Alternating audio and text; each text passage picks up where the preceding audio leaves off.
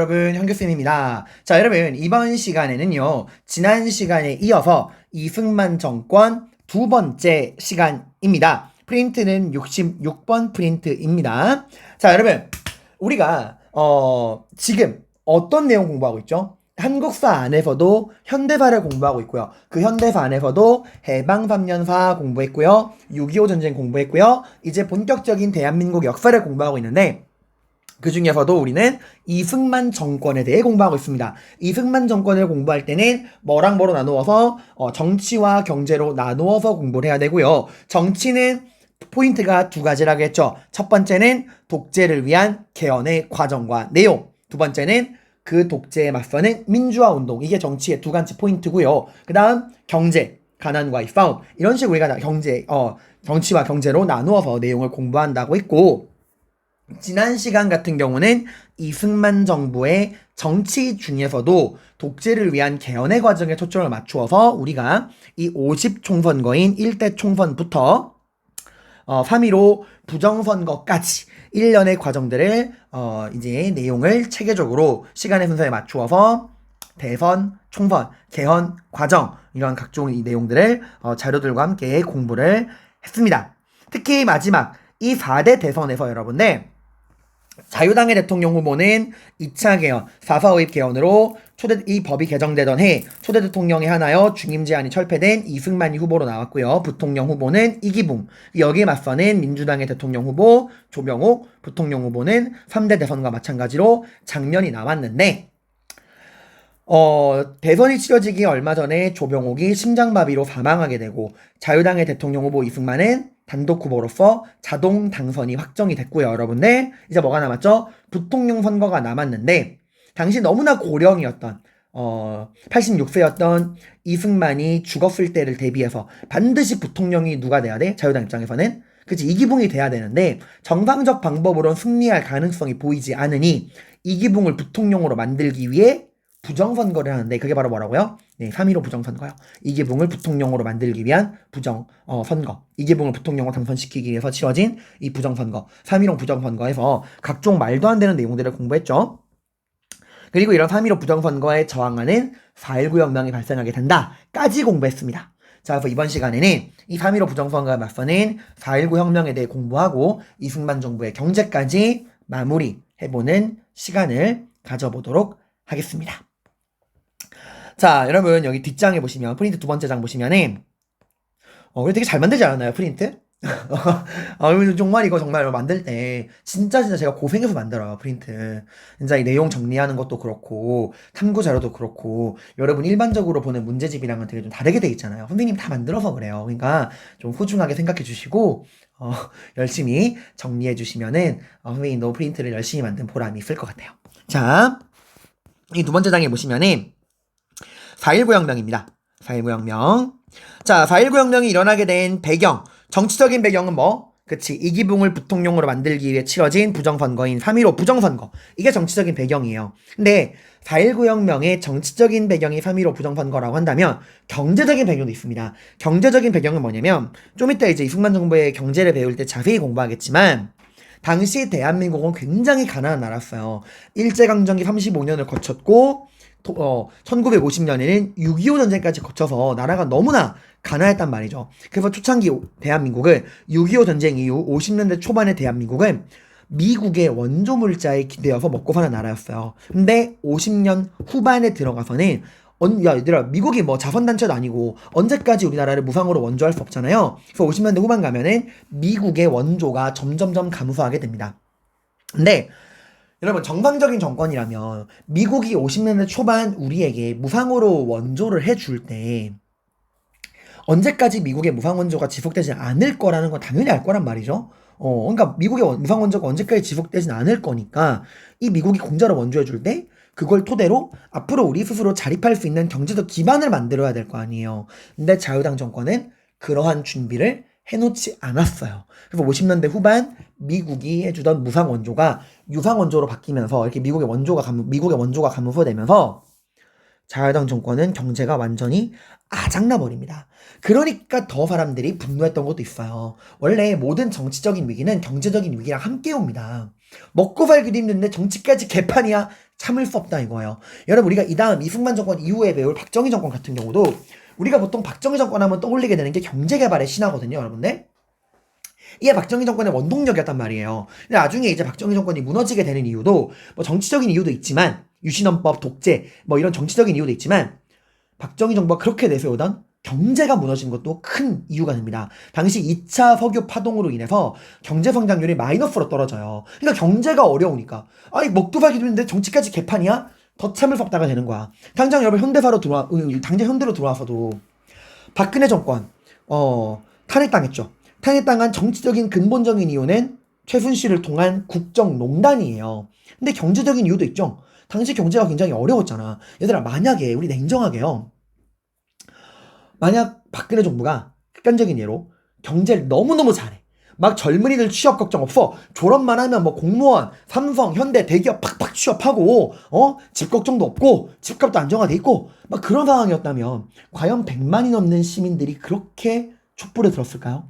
아닐 수도 있다는 얘기죠, 여러분들. 제가 지금 막 그렇게 하는 게 아니고 그렇다는 게 아니라 그렇게 영향을 미친다는 거야, 얘들아. 그러니까 항상 이런 정치적인 사건은 경제와 함께 간다. 그래서 4.19 혁명의 배경, 정치적인 배경을 이기붕을 부통령으로 당선시키기 위해 치러진 3.15 부정선거고요. 이게 정치적 배경이고요. 경제적인 배경은 미국의 원조 감소로 인해서 당시 경제가 굉장히 어려웠다라고 하는 거 두 가지를 다 여러분이 염두에 두시기 바랍니다. 4.19 혁명의 과정은요. 우리 천재출판사 한국사 교과서 259쪽에 굉장히 자세히 잘 나왔어요. 선생님이 이런 수업 준비할 때 대략 교과서를 한 6종류 정도 보거든요. 비상, 미래엔, 동화, 금성, 천재, 리베르 이거 다 보는데 4.19 혁명의 과정 같은 경우는 우리 천재 교과서가 굉장히 설명이 잘 나와 있으니까 꼭 이 교과서 259쪽도 함께 읽어보시길 바랍니다. 자, 3.15 이 부정선거에 대한 규탄 집회가 이렇게 막 전국적으로 열리게 되는데 여러분 그 중에서도 특히 어느 지역이 굉장히 활발했냐? 부산, 마산. 이 경상도 지방의 부산과 마산이 굉장히 활발했어요. 선생님 고향이 부산이거든요. 이 부산 남자 같지 않죠? 제 사투리를 막 쓰진 않지 않나요? 아무튼 그 부산 옆 동네가 마산인데 그 마산에서도 굉장히 이 3.15 부정선거에 저항하는 시위가 활발히 열리게 됩니다. 자, 여러분. 당시 이런 3.15 부정선거에 그 저항하는 시위가 열렸다고 했는데 이 시위를 누가 앞장서서 이끌었을까요? 학생들일까요? 어른들일까요? 네, 여러분입니다. 학생들이었어요. 당시 이런 3.15 부정선거에 저항하는 시위는 학생들이 누구보다 앞장서가지고 시위를 적극적으로 이끌게 됩니다. 오히려 어른들은 초반에 되게 몸을 사리는 모습을 보여줘요. 이럴 게 많으니까.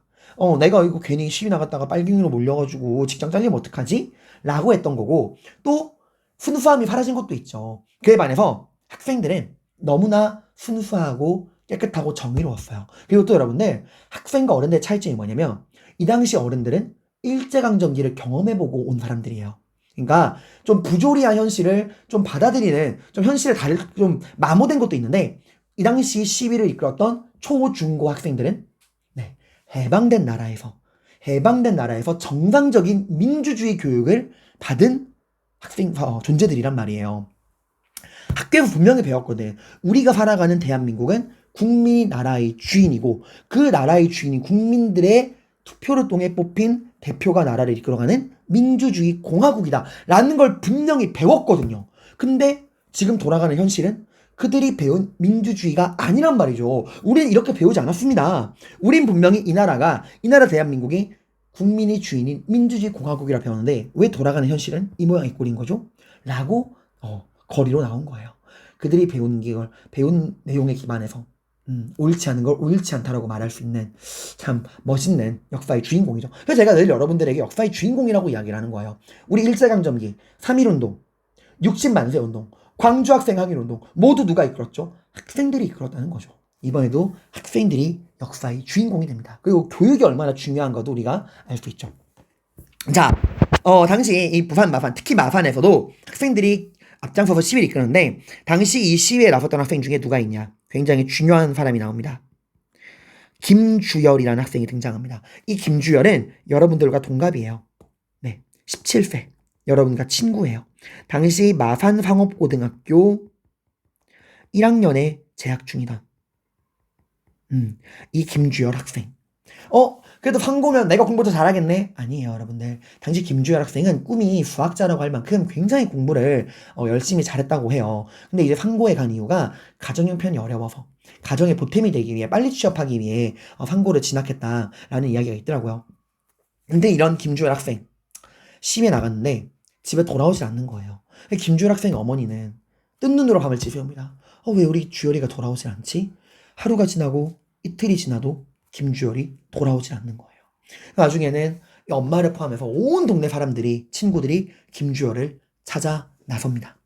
근데 김주열이 발견됩니다. 근 한 달 만에, 한 3주일인가 4주일 만에 발견돼요. 어디서?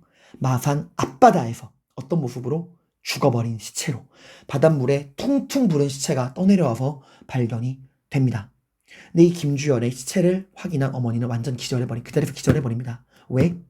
이 죽어버린 김주열 학생의 시체를 보니 얼굴에 최루탄 조각이 수북히 박혀 있는 거예요. 얼굴을 알아볼 수가 없을 정도로 최루탄 조각이 얼굴에 가득 박혀 있던 거예요. 이게 무슨 말이죠? 이건 최루탄이 일단 뭐냐? 여러분이 뭐 영화 택시운전사나 영화 1987 보시면은 그 사람들이 막 독재 정권 물러가라 시위할 때 군인들이 얼굴에 방독면을 쓰고 하늘에다가 팍 하고 뭐 폭탄을 슉 던지면 이게 슉 내려와가지고 떼굴떼굴 구르면 뭐 고연 가스가 막 퍼지잖아. 그럼 이제 이 가스를 맡은 시위대들이 막 콜록콜록 기침을 하면 방독면을 쓴 경찰과 군인들이 투입돼가지고 시위대를 진압하잖아요. 최루탄은 그런 용도야. 시위를 진압하기 위해서 이런 매운 가스를 내뿜는 폭탄이 최루탄이에요. 근데 이 최루탄을 쓸 때는 주의사항이 있어. 반드시 하늘을 보고 45도로 하늘을 보고 쏠 것. 절대로 사람을 향해 조준하지 말 것. 이게 최루탄의 사용 수칙이야. 근데 지금 이 김주열의 시체는 얼굴에 뭐가 박혀 있었다고요? 최루탄이 박혀 있었다고요. 이 말은 경찰이, 군인이 최루탄을 쏠 때 어떻게 쐈다는 거야? 하늘을 보고 쏜 게 아니라 김주열의 얼굴을 향해서 정조준하여 최루탄을 발사했다는 거예요. 그리고 이 최루탄에 맞아서 학생이 죽으니까 야 이거 들키면 욕 좀 먹겠다잉 이러고 학생의 시체를 바닷가에 버린 거예요. 사람들이 분노합니다. 아니 이 정권은 도대체 어떤 정권이길래 부정선거 잘못되었다고 말하는 27세의 젊은 학생을, 이 어린 학생을 최루탄을 쏴서 죽인단 말이냐 하고 온 나라 사람들이 분노했는데 여기에 기름을 끼얹은 게 뭔지 알아요? 당시 경무대, 당시에는 청와대를 경무대라 불렀어. 경무대에서 입장 발표를 할 거 아니야. 죄송합니다 잘못했습니다가 아니에요. 당시 부통령이었던 이기붕, 3.15 부정선거로 부통령에 당선됐던 이기붕이 뭐라고 발표했냐면 야 그럼 경찰이랑 군인한테 총을 가지고 놀라고 줬겠냐? 총은 가지고 놀라고 준 것이 아니다! 라는 게 경무대의 입장 발표였어요. 이게 뭐 말도 안 되는 개소리야, 학생을 죽여놓고서. 그래서 이때부터 이 김주열의 죽음과 이런 말도 안 되는 정부의 대응에 분노한 시민들이 전국적으로 일어납니다. 그래서 이 김주열의 죽음으로 4.19 혁명이 전국적으로 퍼지게 돼요. 그래서 김주열의 죽음으로 전국적인 반독재 시위가 확산되고 이때부터는 어른들도 시민들도 시위에 적극적으로 나서게 됩니다. 자 여러분 우리가 이걸 이제 시험 어떻게 나오냐면은 이 4.19 혁명 1960년에 있었던 4.19 혁명은 누구의 죽음을 계기로 김주열 학생의 죽음을 계기로 전국적으로 퍼지는데 이걸 뭐랑 비교하셔야 되냐면은 우리가 뒤에 전두환 정권에 가면은 6월 민주항쟁이라는 걸 배우게 돼요. 당시 이제 4.13 호원 조치에 저항해서 대통령 직선제를 요구하던 민주운동이었는데 이게 이제 87년에 일어나거든요. 그래서 여러분 그 강동원 주연의 영화가 1987 그게 이걸 배경으로 한 이 6월 민주항쟁을 배경으로 한 영화 제목이 1987이야. 1987년에 일어났다 그래서 당시 6월 민주항쟁은 당시 서울대학교에 다니던 박종철 군이 사망하는 사건이 있었거든요, 여러분들. 이게 박종철 고문 치사 사건이야. 이제 경찰에서 서울대학교 학생 박종철을 잡아가지고 막 물고문을 해요. 너 이 새끼, 너 빨갱이지, 이 새끼야, 왜 시비에 나섰어? 이렇게 막 해서 이 멀쩡한 서울대학교 학생을 간첩으로 몰아서 물고문하는 과정에서 학생이 죽어버립니다. 근데 이거 경찰에서 뭐라 발표했냐? 우린 고문하지 않았다. 우리가 턱 하고 치니 윽 하고 학생이 심장마비로 죽었다는 개소리를 시전을 합니다. 이 개소리 당연히 믿지 않죠. 그 당시 박종철 고문치사 사건의 진상을 밝혀라 라고 하는 시위에서 그런 시위를 하던 연세대학교 이한열 열사께서도 최루탄에 맞아서 사망하게 돼요. 그 1987 영화에서 강동원 씨가 맡은 역할이 이한열 열사예요. 그래서 4.19 혁명은 누구의 죽음을 계기로? 김주열의 죽음을 계기로 전국적으로 퍼지고요. 6월 민주항쟁은 박종철과 이한열의 죽음으로 전국적으로 퍼지게 돼. 그래서 이 둘을 여러분이 비교하셔야 됩니다. 그 당시에 정부에서는 지금 시위에 나서고 있는 학생들과 시민들은 다 북한이 보낸 간첩들이다 이래가지고 막 또 빨갱이 전략을 시도합니다. 지금 시위에 나서고 있는 건 다 간첩들이다 라고 하는데 여러분들 안 먹힙니다. 오히려 정말 전 국민이 다 시위에 나서게 돼. 초등학생, 중학생, 고등학생, 대학생, 어른들, 나중에 심지어 대학 교수들까지.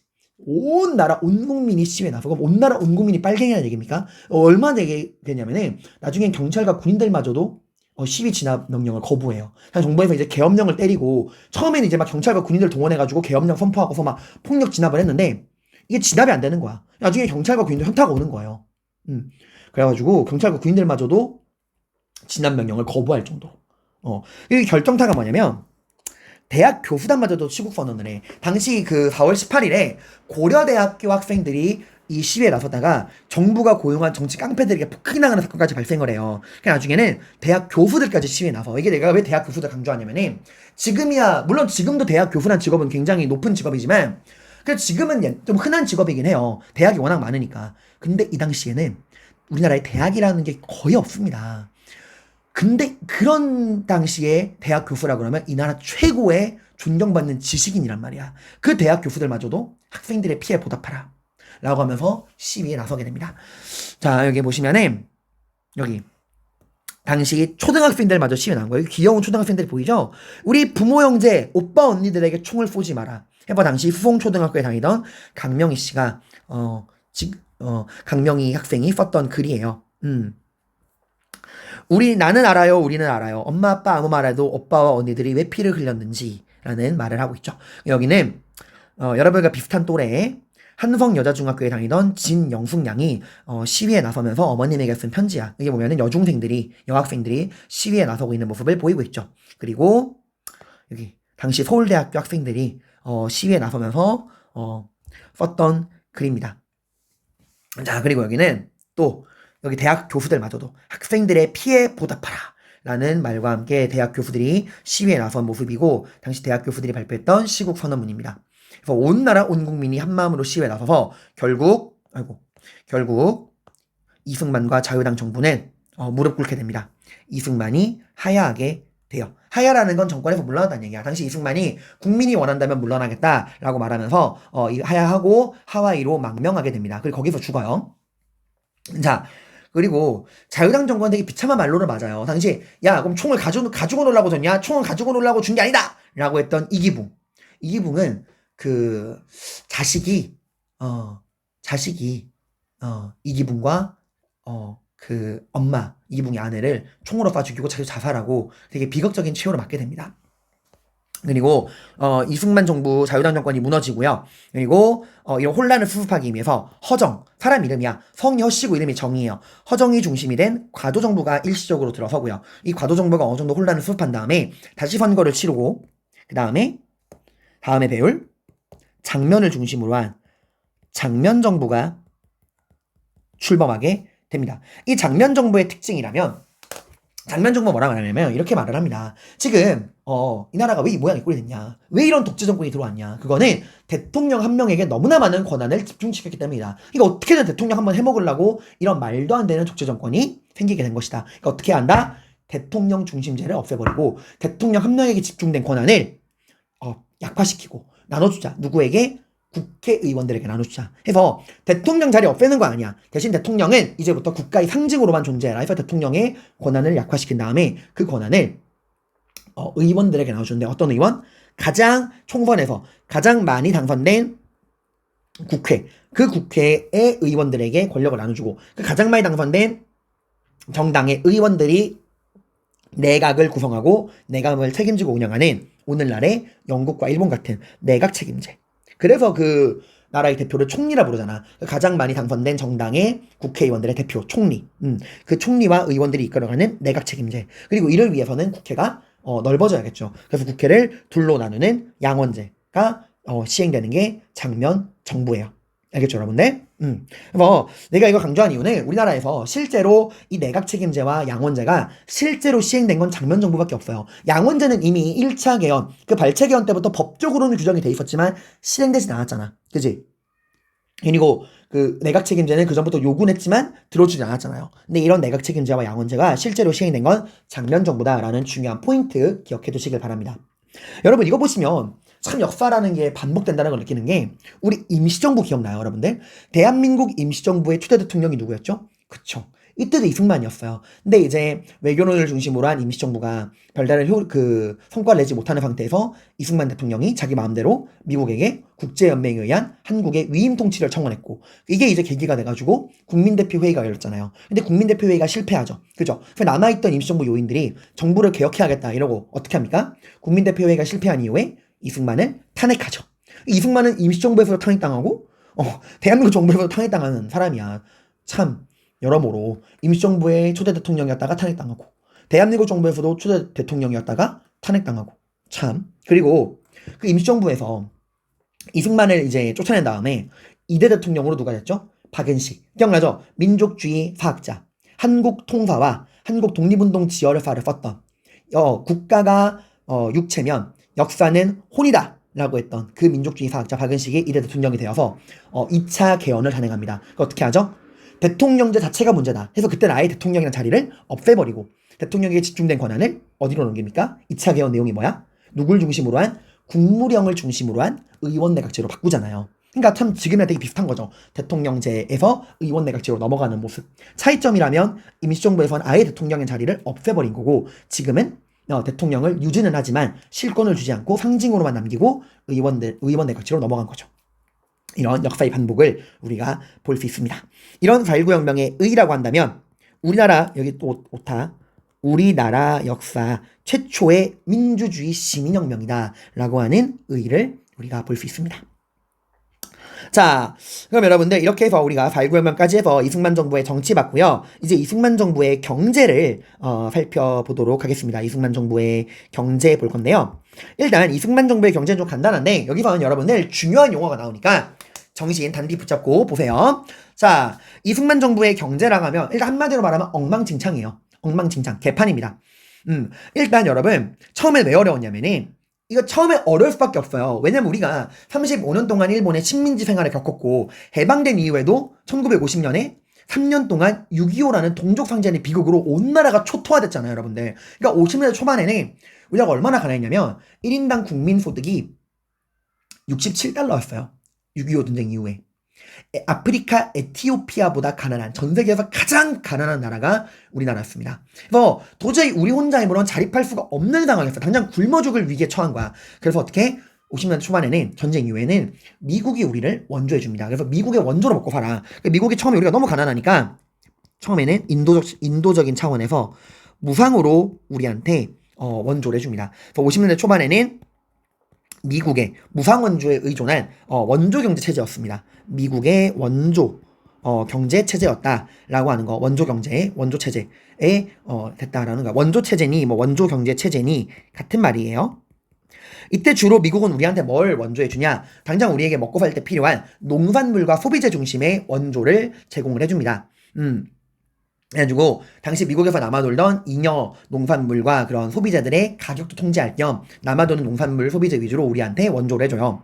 그래서 지금도 나이 많으신 할아버지 할머니들이 미국에 대한 감정이 굉장히 좋은 이유가 그분들 입장에서는 먹고 산 게 미국 덕분이라고 생각을 하거든요. 그 당시 이제 당장 미국이 나눠주던 그런 게 아니면 그래서 그분들이 입만 열면 무슨 말씀을 하세요? 그죠? 얘들아 내가 그때 미국이 주는 쌀, 미국이 주는 밀가루, 미국이 주는 설탕 아니었으면 다 굶어 죽었어 라고 이야기를 하시는 거예요.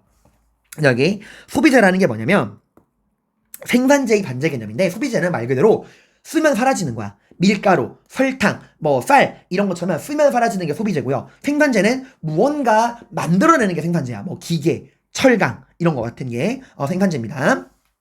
그래서 50년대 초반에는 미국의 농산물과 소비재를 중심으로 한 무상 원조에 기반한 원조 경제 체제였다라고 하는 건데 그럼 당시 우리나라는 어떤 식으로 경제를 꾸려갔느냐? 지금 미국이 우리에게 원조해주는 이 원료들 있죠. 농산물과 소비재 같은 1차적인 원료. 그 원료를 가공하는 산업. 그걸 우리가 먹고 살았어. 그걸 뭐라 부르냐면은 300판업이라 그래요. 300판업. 여기서의 300은 300. 그 숫자 300이 아닙니다.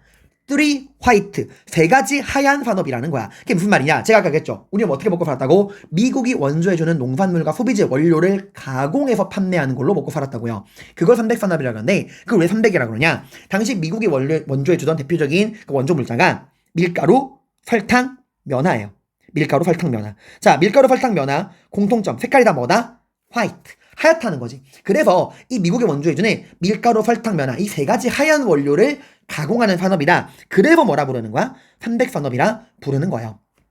밀가루를 가공하는 걸 제분, 설탕을 가공하는 걸 제당, 면화를 가공하는 걸 면망직이라고 이야기를 하게 됩니다. 자, 300산업의 뜻 이해 가시죠, 여러분들? 옆에다가 제가 또 여기 300산업에 대한 뜻 적어 놨습니다.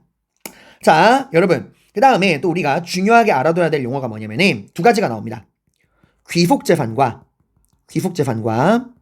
대충자금이라는 걸 우리가 이제 알아두셔야 되는데, 귀속재산과 대충자금 이게 뭐냐? 우선 귀속재산이 뭐냐면요, 여러분들 간단히 말하면 일본이 남겨놓고 간 재산을 말합니다. 자, 이게 무슨 말이냐? 여러분 봐봐요. 일본이 35년 동안 우리를 식민 통치하면서 여러분들 많은 재산을 이제 소유하고 있었죠. 그죠? 대표적인 게 뭐가 있을까? 그지? 일단은 토지입니다. 일본이 10년대 토지조사 사업, 20년대 산미증식 계획 등으로 굉장히 많은 토지를 우리한테서 약탈해 갔잖아요. 그죠? 그래서 일본이 가지고 있던 어마어마한 토지가 있을 것이고, 또 하나는 일본이 우리나라에 만들어 놓고 간 공장, 산업 기반이 있죠. 특히 이런 공장은 언제 많이 만들어지죠?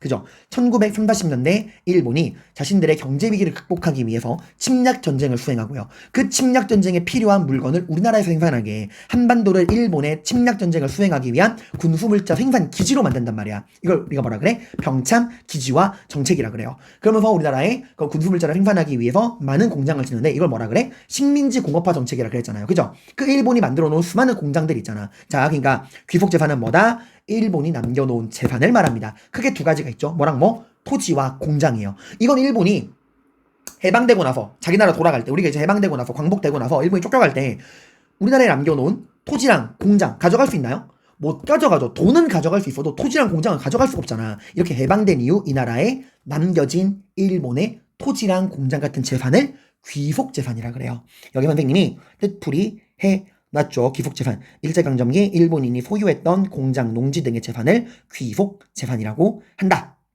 라는 거예요. 자, 그러면 귀속재산 불화 나눠졌다는 거고, 대충자금 이게 뭔 말이냐? 이거는 여기 옆에 그림을 보면서 제가 설명을 하도록 하겠습니다. 여기 옆에 그림을 좀 볼게요.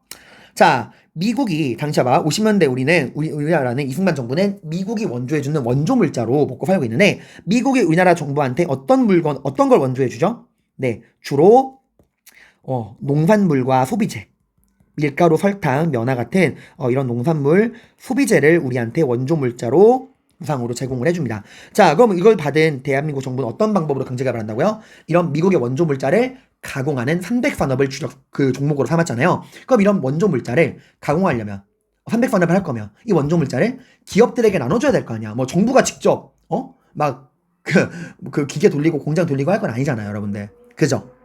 그죠, 여러분들. 그래서 정부가 이런 미국에게 받은 밀가루, 설탕, 면화 같은 이런 원조 물품을 기업들에게 배정해서 300산업을 이끌어가는데, 어떤 기업에게 이런 원조 물자를 배정해 주느냐? 방금 내가 말했던 귀속재산. 이 귀속재산을 불화받은 기업들에게 우선적으로 이 미국의 원조 물자를 제공해 줍니다. 자, 그럼 어떤 사람들이 귀속재산을 받았느냐? 자, 이거 다시 좀 설명을 돌아가면서 할게요. 자, 일단 여러분, 귀속재산이 뭔지는 일단 개념 잡아놨죠. 일본이 남겨놓은 뭐 토지, 농지, 공장 같은 게 귀속재산인데, 이제 광복된 이후, 해방된 이후에 일본이 남겨놓은 이 토지, 공장 같은 귀속재산을 우리 정부가 기업가들에게 나눠줘야 될 거 아니야. 뭐 어떻게 나눠주느냐? 알아봅시다. 이걸 먼저 설명했어야 되는데. 자, 귀속재산의 불화, 귀속재산 나눠주는 거, 귀속재산의 처분 어떤 식으로 이루어졌느냐? 여기는 귀속재산 처리법인데 이건 좀 설명하고 알려드릴게요.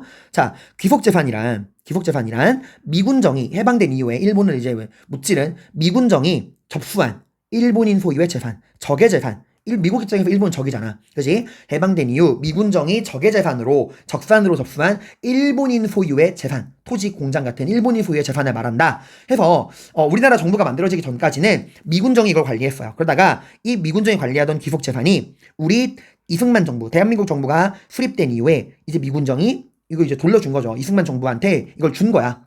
이승만 정부한테 이관시킨 겁니다. 자, 그래서 이승만 정부가 이 귀속 재산을 처리하기 위해서 법을 만드는데 그게 49년에 만들어진 귀속재산 처리법이에요. 여기 위에 나오는.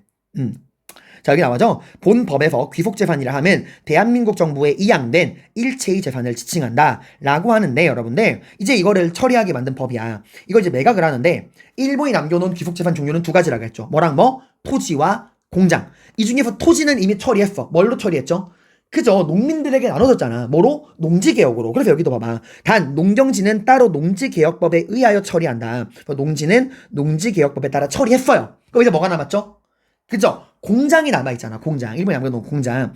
그 공장은 어떻게 하느냐. 여기 나오죠. 그 남은 이제 귀속재산은 본 법과 규정에 의하여 바라는 명령에 정하는 바에 의해서 국영 또는 공유재산, 국영 또는 공영기억처로 지정되는 것을 제한 외에는 대한민국의 국민 또는 법인에게 매각한다. 그러니까 공기업 몇 개를 제외하고는 이 공장들을 이제 우리나라 국민들, 기업가들에게 매각을 한다는 건데, 여러분이 기업가예요. 여러분이 무언가 반업을 하고 싶어. 그럼 일본이 남겨놓은 귀속재산 받고 싶어요? 받기 싫어요? 당연히 받고 싶죠, 여러분들. 그렇지 않나요?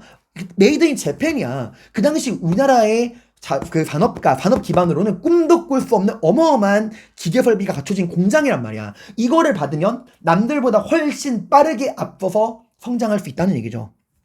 근데 이 귀속재산 가뜩이나 탐나는데 조건이 너무 좋아. 봐봐.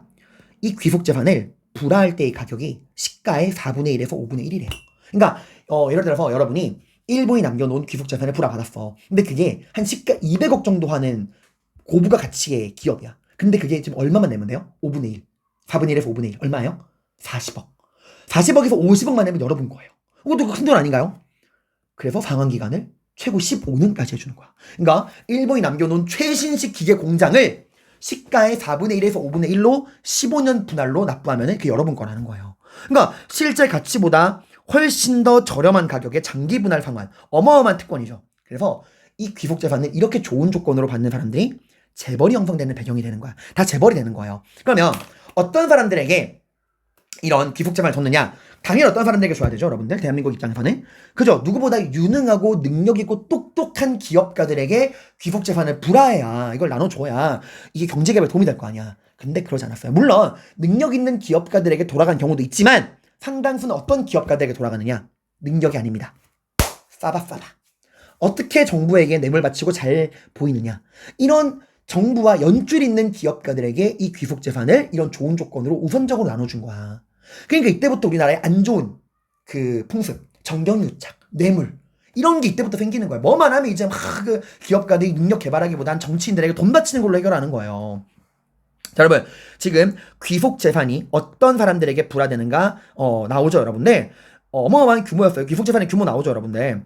그래서 대부분의 그 오늘날의 재벌들이 이 당시 귀속재산을 불화받은 사람들이 재벌이 됐어요. 당장 우리나라 최고 재벌이 어디예요? 삼성이죠. 삼성 회장 이재용의 아버지 고 이건희 회장. 그 이건희 회장의 아버지가 삼성의 초대 회장 이병철이에요. 이 사람도 이때 귀속재산 불화받은 사람이야. 이런 식으로 재벌 형성의 배경이 되었다라는 것까지 이해가죠, 여러분들. 귀속재산이 뭔지, 그 귀속재산이 어떤 과정을 거쳐서 어떤 사람들에게 배분되었는가 이해했죠, 여러분들. 농지는 농지개혁으로, 그리고 기업은 방금 쌤이 말한 대로 이런 사람들에게 이런 조건으로 배부되었다는 거고. 그래서 얘들아, 여기 나 돌아서 미국이 원조해준 이 농산물과 소비재를 가공하는 300산업을 이끌기 위해서 정부가 받은 물자를 배정할 때도 누구한테 배정해준다고요? 앞서 말했던 귀속재산을 불화받은 기업들에게 이 미국에서 무상 원조받은 밀가루, 설탕, 면화제 같은 이런 물자를 배부해주는 거야. 개이득이죠. 귀속재산을 받은 것만 해도 개이득인데 더 나아가서 300산업의 우선권까지도 지게 되는 거야. 그러니까 이렇게 소수의 이런 귀속재산 불화받은 재벌들이 더 빠르게 성장을 하는 거예요. 재벌 중심의 경제 구조가 형성이 되는 거야. 그리고 이렇게 가공한 물품들을 국민들에게 판매하고 돈을 벌 거 아니야. 당연히 돈을 벌면은 정부에게도 돈을 줘야죠. 이 물품을 받은 대가를 지불해야 될 거 아니야. 300산업에서 그 원료가 되는 밀가루, 설탕, 면화를 받은 대가를 지불해야 될 거 아니야. 그 물품을 정부에게 지불하면 정부는 이 받은 기업들에게 받은 이 원조 물자를 배정해주고 그거를 판매한 돈을 그 물품 대금으로 받은 돈을 받은 걸 어떻게 관리해요? 그죠? 국가 전용은행 어디? 공영은행, The Bank of Korea, 한국은행에 관리하게 돼. 한국은행에서 기업들에게 받은 물품 대금을 관리하는데 이걸 바로 뭐라 그래요? 이걸 대충자금이라 그래. 영어로는 counterpart fund, counterpart fund. 바로 영어 안 할게요 그냥. 예, 대충자금이라고 합니다. 자, 그럼 이제 이 돈을 어떻게 활용하는가가 우리나라 경제의 관건이 되겠죠. 근데 이 대충자금은 우리가 마음대로 쓸 수 없습니다. 그게 무슨 말이냐? 이 대충자금을 우리가 벌어들일 수 있는 가장 근본적인 이유는 미국의 원조 물자잖아. 그 미국이 여기에 간섭을 하기 시작합니다. 그래서 미국이 뭘 만드냐? 한미 합동 경제위원회라는 걸 만들어요. 한미합동 경제위원회. 이름은 한미합동이지만 실질적으로 이거는 미국의 통제하에 있는 조직이야. 미국이 이걸 만든 이유는 명분은 이거예요. 너희는 아직 경제개발할 줄 모르니까 우리가 어떤 식으로 돈을 써야 되는지 친절하게 조언해 줄게 라는 거지만 명분은 그렇지만 실제 이 돈 어디 있어요? 대부분의 돈이 다 무기를 구입하는 데 쓰입니다. 미국의 지시대로 미국의 무기를 구입하는 데 쓰여. 그래서 이때부터 우리나라의 국방과 경제가 미국에 상당 부분 종속되게 되는 거예요. 그래서 여러분들 미국이 원조 물자를 우리에게 무상 원조해 준 거는 고맙지만 우리가 필요 이상으로 고마워할 필요는 없다는 거야. 미국도 결국에 자신들의 이득을 위해서 움직였고 이득을 위해 장사한 거예요. 제가 늘 말하고 있죠. 좋은 나라, 나쁜 나라가 없다고. 그럼 우리가 같이 중립적인 태도를 취해야 돼. 국제관계에서 우리의 은혜로운 나라 이런 나라는 없어요, 여러분들. 그냥 냉정하게 이득을 되는 손 잡고 이득이 안 되면 버리고 그게 냉정한 국제사회예요. 그러니까 그런 걸로 우리가 국제관계를 바라보셔야 됩니다. 영원한 친구도 적도 없다는 마인드로 국제관계를 바라보셔야 되는 게 이런 것 때문이에요. 자, 아무튼 이 내용들 여기 아래에 설명이 나와 있죠, 여러분들. 미국은 자국에서 생산된 농산물과 소비재 중심의 원조 물자를 현물로 한국에 제공한다. 한국 정부는 이러한 원조 물자를 기업이나 국민에게 판매하는데, 자, 기업한테는 어떤 기업? 방금 말했던 귀속재산을 불화받은 기업에게 주고 국민에게 판매하는데 그 수입을 한국은행에 뭐로? 이게 나오죠. 대충자금, 카운터파트 펀드, 대충자금으로 예치하여 정부 재정으로 활용한다. 근데 원조 물자의 판매 가격이나 이 대충자금의 사용 등 원조 경제 운영의 주요 사항은 어디서? 한미합동 경제위원회에서 결정하는데 이 위원회는 미국의 통제하에 있는 조직이다. 그래서 이 대충자금의 많은 부분을 국방비에 투입시켰고 원조 경제는 전후복구랑 산업화의 기반이 되기도 했지만 한편으로는 미국의 영향하에 대소방위 체제 구축을 위한 준군사적 성격을 띠었다라는 내용이 나오죠. 그래서 여기 아래도 선생님이 다시 이 내용을 정리해놨으니까 이것도 꼭 한번 읽어보세요. 무상원조 세상에 공짜는 없다라는 거죠. 자, 그래서 이런 50년대 초반 미국의 무상원조에 기반한 이런 원조경제 체제는요. 긍정적인 측면이라면 전후복구와 빈곤 식량 문제에 도움이 됐다라는 것도 있지만 부정적인 역할도 합니다. 그게 뭐예요? 일단 누가 제일 피를 보죠? 미국에서 공짜로 쌀, 밀가루, 설탕, 면화가 들어오면은 그죠? 쌀이나 밀가루나 이런 것들을 재배하는 우리 농촌은요. 여러분이 농민이라 생각해봐. 아무리 여러분이 땀 흘려서 밀가루, 설탕, 면화를 재배해봤자 아무 의미가 없어요. 이길 수가 없지. 공짜로 들어오는데 농촌 경제가 와장창창 무너집니다. 미국에서 이제 인연 농산물이 들어오니까. 그리고 이승만 정부의 큰 실책. 미국이 원조해주던 물자를 가공하는 300산업. 이걸 언제까지 끌고 갈 거죠? 이건 나라의 근본 산업이 될 수가 없어. 소비재잖아. 나라가 진짜 성장하려면 어떻게 해야 돼요? 그죠? 우리의 자립을 위한 생산재 산업을 키워야 될 거 아니야. 기계랑 철강 같은. 근데 이런 생산재 분야의 발전은 이승만 정권 때 이루어지지 않았다는 거예요. 이런 거에 제대로 성장을 못 시켰다는 거지. 그리고 방금 말했듯이 이 귀속재산을 불화하는 과정이나 대충자금을 쓸 때 정경유착, 재벌 중심의 경제구조 이런 경성됐잖아요, 여러분들. 재벌 이때부터 우리나라가 정경유착이랑 재벌 중심의 구조가 형성이 된 거야. 그리고 50년대 후반 가면 이제 미국이 말해요. 언제까지 우리가 무상으로 원조해줄 수 없지 않냐. 이제 근 몇 년, 그래도 한 7, 8년 정도 해줬으니까 이제 너희 스스로 혼자서 할 수 있지? 이러고 50년대 후반에 가면은 미국이 무상 원조를 중단하고요. 유상으로 돈을 받고 원조를 해주고 유상차관을 대여합니다. 그러니까 이제 다 돈 받고 한다는 거야. 공짜로 해주는 거 끝났다 이거예요. 미국의 원조가 감소합니다. 그래서 50년대 초반 무상 원조가 50년대 후반 유상 원조, 유상차관으로 바뀌게 돼요. 근데 말듯이 이승만 정부는 이거에 대한 아무런 대비가 되어 있지 않아서 경제가 와장창창 무너지고요. 이러니까 4.19 혁명 때 더 사람들이 분노한 거야. 경제도 개판인데 정치까지 개판이야? 이래가지고 여기 나오죠? 아래쪽에 50년대 한국의 경제, 그래서 미국의 원조 물자가 떨어지면서 우리 경제가 크게 흔들리고 있는 것을 보여주는 모습입니다. 그래서 이런 미국의 우상 원조가 유상으로 전환되면서 원료 확보에 어려움을 겪은 많은 기업들이 무너지게 되는 거야. 기업들도 문제예요. 300산업에서 꿀 빠는 것만 만족하니까 이렇게 원조가 감소하니까 물자가 원료가 떨어지고 기업들이 무너지고 실업률이 올라가서 4.19 혁명의 원인이 되기도 했다라는 겁니다. 자, 이렇게 우리가 여러분들 2시간에 걸쳐서 이승만 정부의 정치, 독재를 위한 개헌의 과정과 내용, 거기에 대한 저항, 4.19 혁명과 이승만 정부의 경제까지 우리가 이런 내용들을 2시간에 걸쳐서 살펴봤습니다.